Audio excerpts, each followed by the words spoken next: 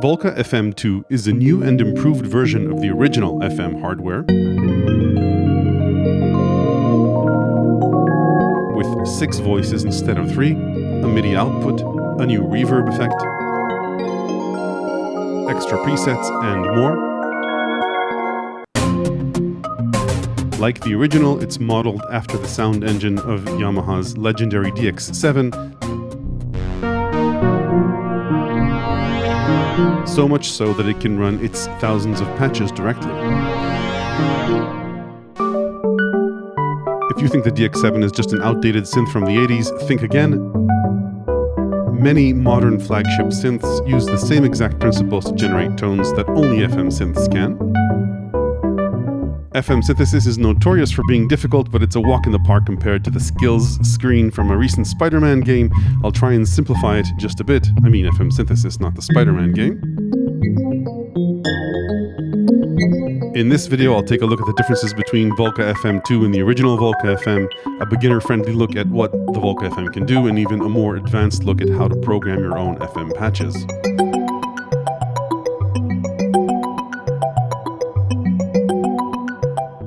Before I start, a quick disclosure. Korg sent Volca FM2 over for review, but as always, they have no say over the content of this video. This channel is funded by viewers who subscribe to my content and book updates on Patreon, YouTube Premium and ads, and price check affiliate links in the description, which help the channel regardless of the product you choose to buy.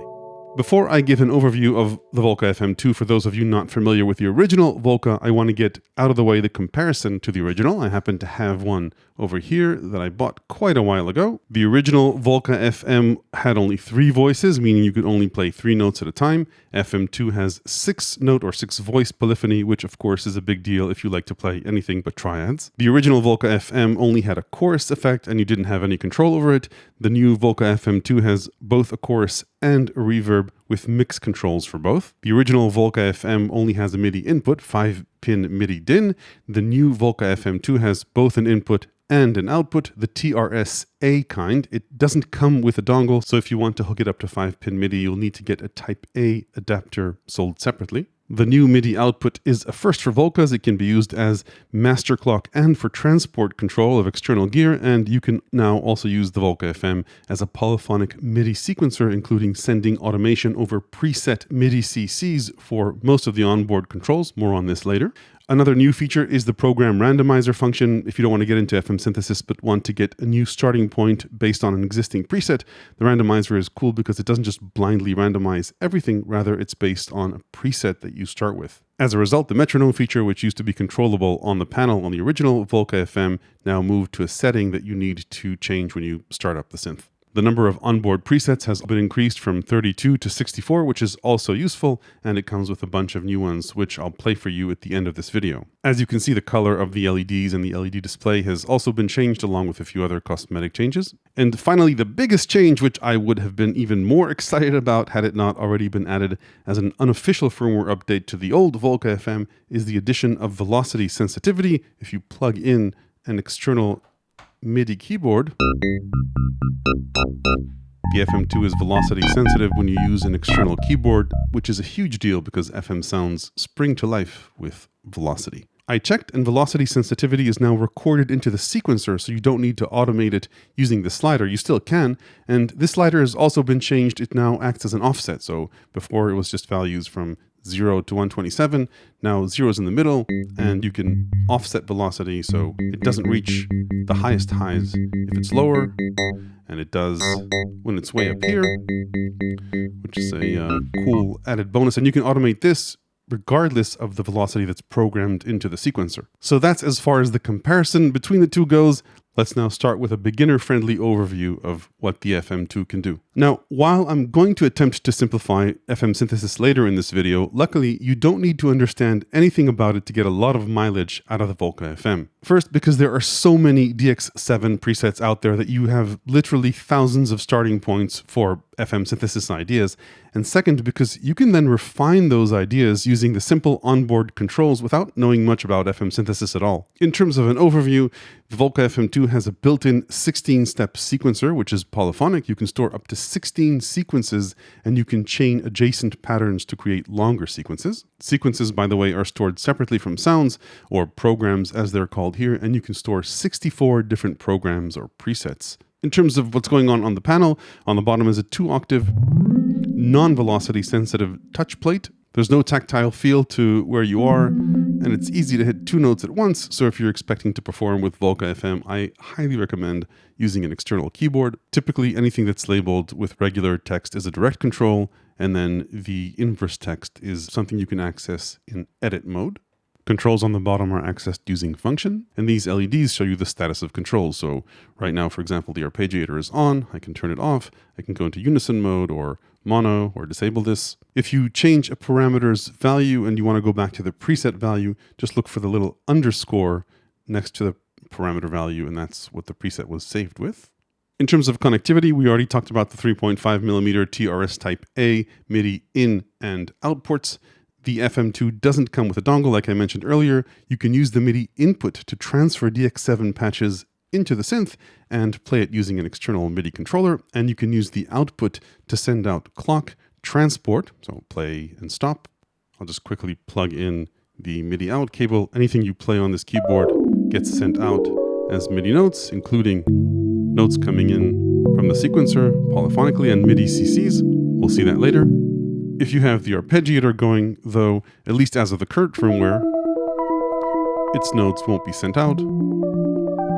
It'll just send out chords. Also, something that doesn't work, at least not as of the current firmware, hopefully they'll add it. You can't send out patches you program on the Volca FM2 using MIDI SYSEX out the MIDI output port. You can still send them out and import patches using the sync in and sync out ports. These come in and out as audio files, so you can't import the output, say, into a DX-7 compatible software synth. This analog I/O, obviously, as the label says, also works as clock sync both in and out. The chorus synth engine is mono, but the effects are in stereo, so if I add chorus, it'll sound like this.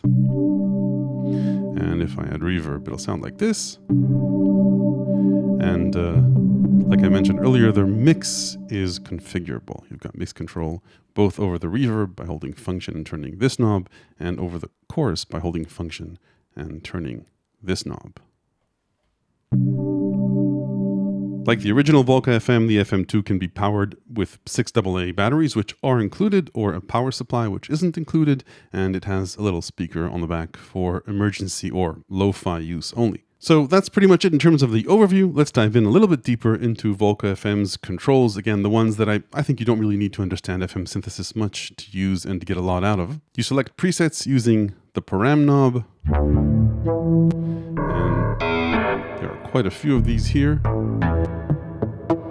And a few new ones. A total of 64. I'll play a lot of these later in the outro to this video. Let's maybe turn off the chorus and reverb so we can hear some of the raw sounds. Anyway, like I mentioned, velocity is a really important timbral control you have in FM synths, and it now responds to external velocity. You can, like I mentioned, offset velocity here. So let's maybe play it here. If you do want to program sequences using the onboard keys. There are 2 transpose functions. This transposes the keyboard, the onboard keys. And this transposes the actual notes. So the octave buttons won't have any impact if you use an external keyboard or after you've programmed a sequence in the sequencer, but this transpose function will, and this can be either octaves like the old Volca or in semitones, 3 octaves up and down. Without getting into FM synthesis yet, the modulator knobs control the attack and decay of the timbral changes in a patch, and the carrier attack and decay knobs control the attack and decay of the level of a patch. So this is our original sound, and as we change the attack, the timbral attack of it, make it faster. It doesn't make much of a difference because probably the attack is pretty fast here. Let's make it maybe slower. becomes noticeable. Okay, the timbral changes at the beginning. Let's make that short again and listen to the decay of the timbral changes.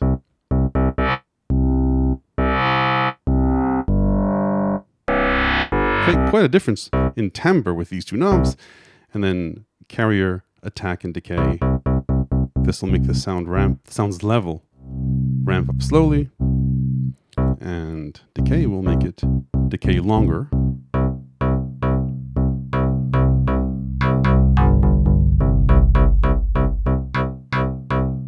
And since these are offsets, let's say that you have a sound with a slow attack, so be find one. You could make its attack potentially faster with a negative offset. Same for the decay, this has a pretty long decay. Decreasing it will make the decay of the sound, the level, shorter. So, level and timbre, modulator, and carrier. The next two knobs control the rate and pitch mod depth of the LFO, or low frequency oscillator, which is a non-beginner friendly way of saying repeating changes in certain parameters. So this basically wiggles parameters for us back and forth. Let's increase the pitch depth. Okay, this causes a more extreme pitch modulation and LFO rate. It changes speed. Behind the scenes, the LFO can impact either the pitch of operators or their level, which can translate into a tremolo if it's impacting carriers, or to timbral changes if it's impacting modulators. The next on-panel direct access sound design control we have is the algorithm. Algorithms, again, they're complex. We'll talk about them later. Basically, it's one of 32 ways that operators can be organized in your patch. This can have very unexpected results on the sound of the patch because FM sounds are typically designed with one particular algorithm in mind. It's kind of like planning a trip in one city and then getting the city swapped out on you. You're not going to arrive where you planned, but it might be an interesting trip regardless. It's pretty impossible to predict what this will do to a sound. It can be subtle or dramatic, as you can hear. We're really swapping out pretty much everything about how a patch is designed. Generally speaking, the higher the algorithm number, the more sine wave oriented it is, hence the fewer complex harmonics it has. And that's because our operators are connected directly to the outputs, as opposed to the other algorithms where operators are creating more complex harmonics by modulating other operators. So expect fewer harmonics around 32, and then more of them as we travel down the algorithm chain. And like I mentioned earlier, a little underscore will show you the original algorithm design for the patch. Don't forget the final new and important sound design tool, and that's the program random function. So just hit function, program random, and you can start morphing your patch to something else. But again, it's based on the patch. So if I say select a completely different patch, let's say this one, then randomize that to get a variation on this patch. Try one more. Okay, the original patch, then random. So based on it, but different. And if you like, you can obviously save this patch. There's also a mono mode if you want to force patches to be monophonic, and a unison mode, which doubles a sound an octave up at least once, I think. And this can be either in mono mode or not, so it'll activate unison on chords as well. And mono and unison. I think this adds more voices in a detune, but there's no control over the detune. So that's pretty much what we have in terms of sound design controls without diving deep into the synth engine, of course, which we'll do later. But let's first talk about the sequencer and arpeggiator. The sequencer is a 16-step sequencer, up to 16 steps per sequence. And like I mentioned earlier, you can chain up to 16 patterns as long as they're stored next to each other. You can only play live into a sequence. There's no step sequencing, though you can sort of work around that using active step, which I'll show you in a bit. Sequences are stored in one of 16 memories if you hold memory, and press the memory, it'll load it up along with an attached preset. By the way, the effects and the transpose value aren't stored along with the sequence. So let's load up another one. And another one. Like I mentioned, I'll play all of these later for you. A sequence can store both automation or motion sequencing and notes. You clear a sequence just by hitting clear. Let's maybe remove the reverb and chorus for a bit. Like I mentioned, you need to play live into a sequence, and there's a metronome if you turn it on in the settings with tempo control. Since I don't want to chain patterns, I'm going to choose a slower relative tempo for the sequence. You can see it moves slower. 1 bar becomes essentially 4 bars. And then I can program a sequence into it just by recording it.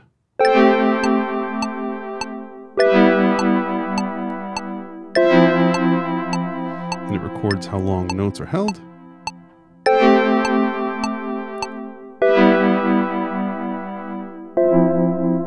And the nice thing about this is that if you record a chord and turn on the arpeggiator, it'll arpeggiate through up to 3-note chords. And this, I guess, as good a time as any to talk about the arpeggiator. There are a few patterns and relative speeds if you want.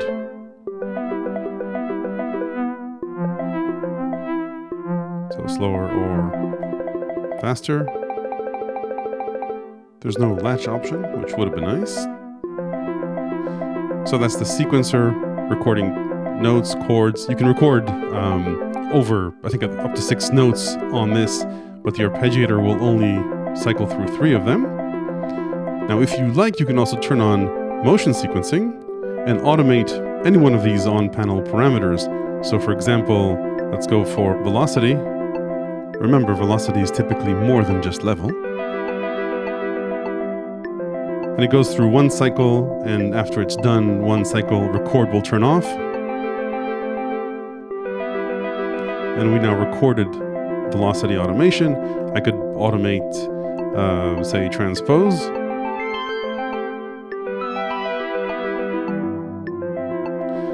And that'll disappear after a cycle.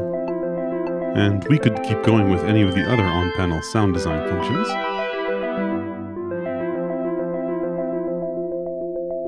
Including the arpeggiator, by the way. So you can automate the arpeggiator pattern, have that change as the sequence is playing, or the arpeggiator time division.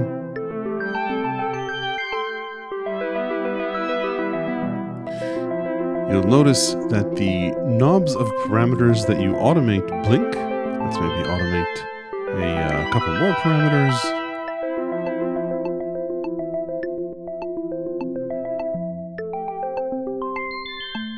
Smoothing changes parameters gradually from step to step.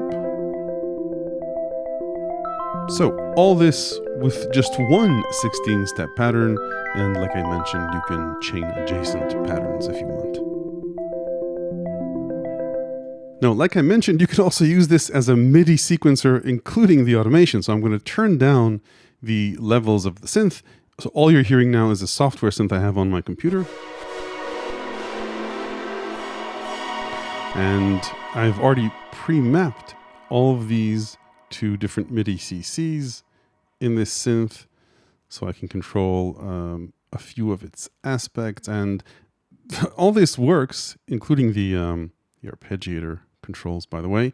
All this works in the sequencer as well. So as I hit play here, you'll see the various things that I automated in this sequence send out MIDI to software synths or any other synth you like. And like I mentioned, this also sends transport and clock. Okay, the last 2 sequencer related features I wanted to talk about were active step and warp active step.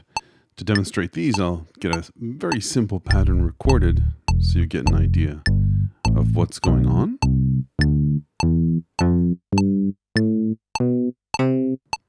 Okay, so that's my basic sequence. Active step is an interesting mode where you can remove notes from a pattern and it will become polymetric. Maybe let's remove record so we don't get the click and make the pattern go faster. Okay, cool. So active step lets you remove or restore steps from a pattern. And then warp active step will stretch the notes that you've left in so that they'll play for what a bar would have been had it had all 16 steps in it. So yeah, that's active step and warp active step, and we can clear active step, restore all of our notes. And that's pretty much it. Erase, by the way, will erase any notes playing while you hold erase. So function and erase will erase those notes, lift them out of the sequence.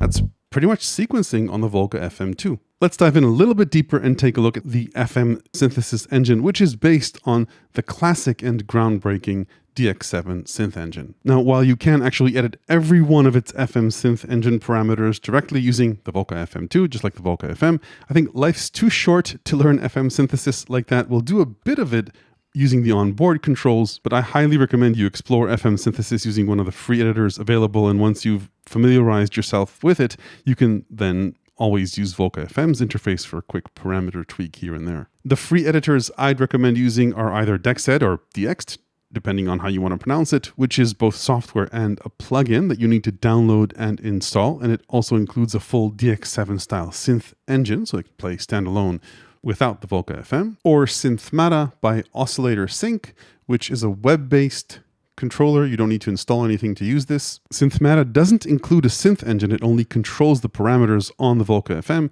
but it includes a very interesting randomizer to get you going. And any parameter change you make here impacts the Volca directly, as opposed to Dexed, where once you change a parameter, you need to hit right-click and then send program to DX7, and only then does the Volca FM get updated. If you know a way around that, by the way, let me know and I'll add that to the description. Anyway, when you open up Dexed or Synthmata, you'll be greeted with all the parameters you can edit. This may seem complicated at first because it is, but the good news is that a lot of what you see here is actually 6 copies of the same thing, and then a bit of general parameters here on the bottom. The FM synth engine in Dexed and in Volca FM has 6 operators, which is basically a fancy word for a single sine wave and an envelope that controls its level. The tricky part is that some of these operators may be connected to the output, and we can hear them as simple sine waves. These are the sine waves at the bottom of the algorithm. And some of these operators are connected to modulate the frequency or phase of the operators. Those are the operators on top that are plugged in to the operators that are connected to the output. Editing these parameters on the synth is obviously easy. You just turn the knob and the parameter changes. Editing them on the Volca FM isn't that hard. You hit edit and then you choose which of the 6 operators you want to edit, 1 through 6, or A impacts the parameters that are global. That's all these guys here on the bottom of Dexed. And when you're in edit mode, you turn the program knob to choose the different parameter and then edit its value using the velocity slider. So notice, say we're in A here for the global parameters on Dexed. We've got 4 parameters for pitch, EG, rate, and 4 parameters for pitch, EG, level. Same deal here. 4 parameters for rate, R1, R2, R3, R4. 4 parameters for level. These abbreviations are obviously not easy at first, but there's a full list here. On the left are parameters that are related to each of the 6 operators. On the right, the global parameters, and you can see right over here, pitch rate 1, 2, 3, 4, level 1, 2, 3, 4, then a few other global parameters, and then all the operator parameters. Okay, let's get into the meat of FM synthesis. At its core, all the operators can play are simple sine waves. If we just want to hear all 6 sine waves, we need to choose algorithm 32, which connects all the operators directly to our output. So go ahead and choose algorithm 32. Let's make sure that all 6 operators are on. When it's 01, they're on. When it's 0, they're off. And then aside from turning them on or off, operators also have a level parameter, output level. So if we go ahead and look for O level, where are you at, O level? Here we go. We can see we're hearing operator 1, then the rest are off. let's say turn on or up operator 2. Now we've got two operators. They're just playing at the same frequency. Operators have 3 frequency controls. Detune is a fine detune, which will cause the operators to beat against each other, like that. By the way, you need to press the key every time to hear the changes you made to a parameter. And then the second tuning option is the fine tune, which actually tunes an operator in semitones up to an octave above the note you play.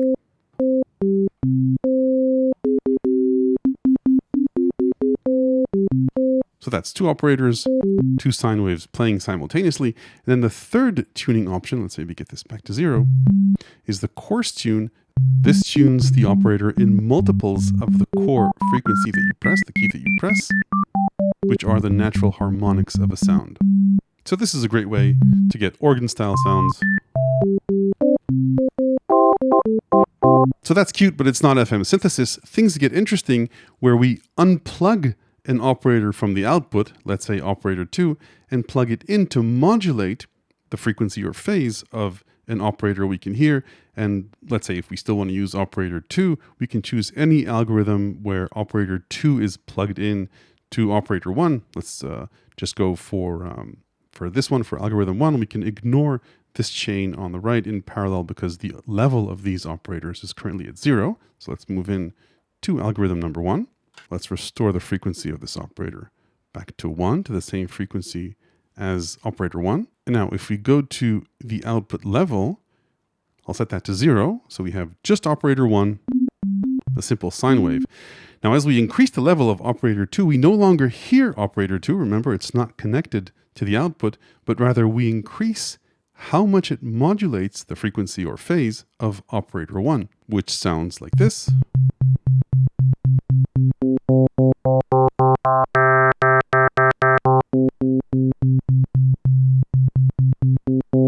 Now that's FM, and the frequency ratio between the operators matters a lot for the timbre of the sound. So here the frequency ratio is 1:1, but as we say increase it,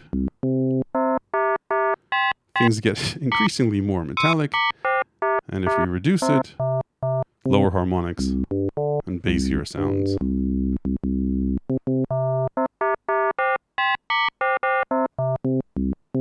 And that's where FM synthesis gets interesting and difficult. The ratio between the operators matters.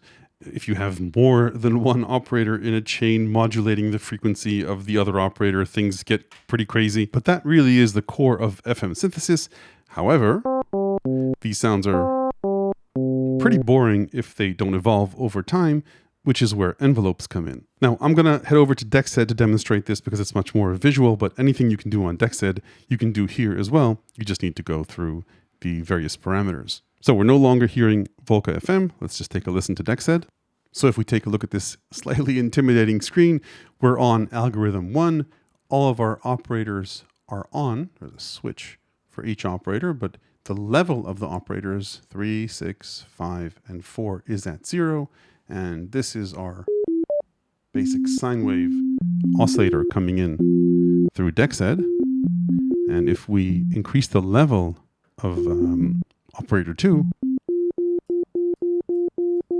we'll get very similar sounds, obviously, as we did here. So let's talk about envelopes. As you can see on screen, each operator has a dedicated envelope with 8 controls for each envelope as opposed to the 4 controls you may be used to with ADSR envelopes. So these are twice as flexible, but also twice as complex.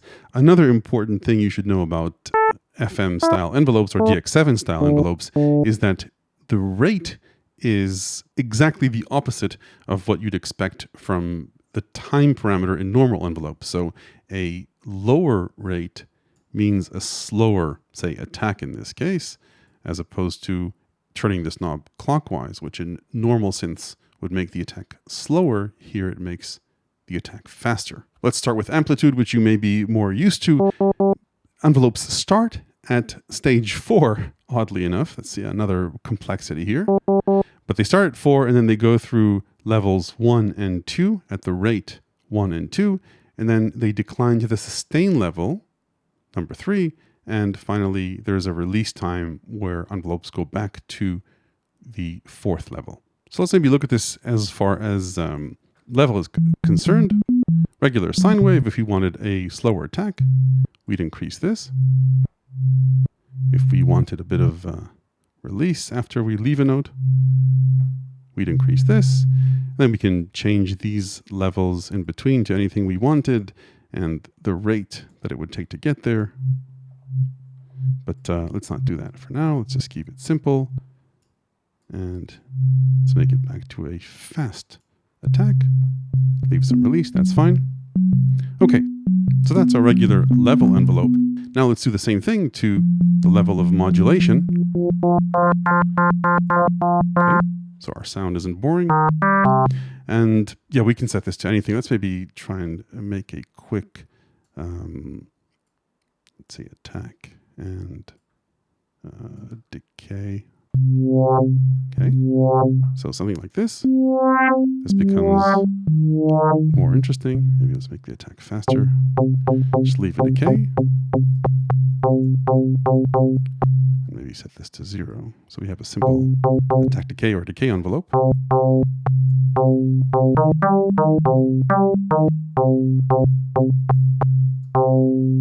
So we now have a simple FM bass. Now remember, I mentioned velocity sensitivity is important, and you certainly want that, I think, in your patches, so that the harder you hit a note, the more it's responsive to velocity. That's what this parameter does. Another nice thing about Dexed is that it shows you levels of the envelopes as they play and the stage that they're at, which is always useful. So we've pretty much covered almost everything there is to know about operators. We talked about the envelope, we talked about tuning, 3 options there. You can set an operator to a fixed frequency if you like, so that it doesn't track the keyboard. A mod sense is amplitude sensitivity to the LFO. You need to increase the A mod depth first, and then a operator can be sensitive to amplitude modulation by the LFO. And you can change, obviously, the LFO speed, increase the modulation, so we now have a tremolo. And if you apply the LFO to the modulator, obviously you get timbral changes, which is cool. And there are a few LFO shapes.